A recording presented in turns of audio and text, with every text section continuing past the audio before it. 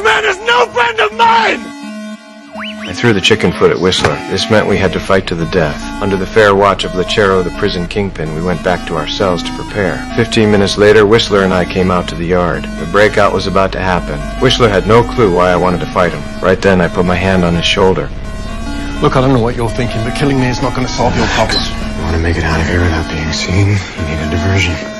You're off your head. This was actually the most crucial part of my escape plan. I needed to distract all the inmates deliberately starting this fight, and slip away in the chaos from Sammy the associate warden's room. The time hit 3 p.m. Only 13 minutes left before the sniper in the watchtower got blinded by sunlight. The fight also had just 15 minutes left. We only had 2 minutes to get out of this prison. Had to get everything ready within 13 minutes. I stole a tattoo gun and rushed to Sammy's room. Whistler pulled out the rope ladder made from hammock material. By now, the inmates in the yard were going wild. They were all pumped for this bloody fight. I ripped off the window bars with my bare hands. Then took apart the tattoo gun head, jammed it into the anchor point between the security mesh and wall. Using the inmates' deafening cheers as cover, I hammered away at that metal mesh like crazy. After successfully removing the mesh, I tied one end of the rope ladder tight to the metal post, 3:12 p.m. The guard who drank the drugged coffee collapsed. Now only one guard left in the other watchtower. I stared at my watch like my life depended on it, just waiting for that 3:13 sunlight to hit.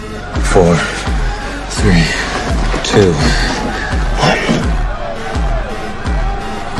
Today, the sun was nowhere to be seen. The fight time was running out, though. Just when we were freaking out, finally a blinding ray of sunlight reflected over. Sure enough, the guard turned his head away from the prison. We immediately tossed the security window.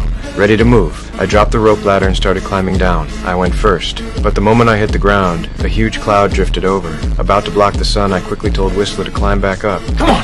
Come on! That was our only chance. Thank God the guard didn't notice, but this meant my escape plan was completely blown. When Whistler was untying the rope, Lechero sensed something was off. We were taking way too long to show up for the fight. He sent his guys to check our room, hearing someone calling our names. Whistler had no choice but to leave the rope ladder on the windowsill. We reluctantly walked into the fight ring. I just stared at Whistler blankly. Neither of us wanted to throw the first punch. The inmates started hurling rocks at us. Right when we were throwing fake punches at each other, a breeze picked up the rope ladder on the windowsill, started sliding down. The other guard in the watchtower also noticed something strange. He grabbed his binoculars and looked toward the prison, just in time to see the rope ladder blowing in the wind. He immediately grabbed his radio to call for backup. In seconds, a squad of fully armed guards came bursting through the doors.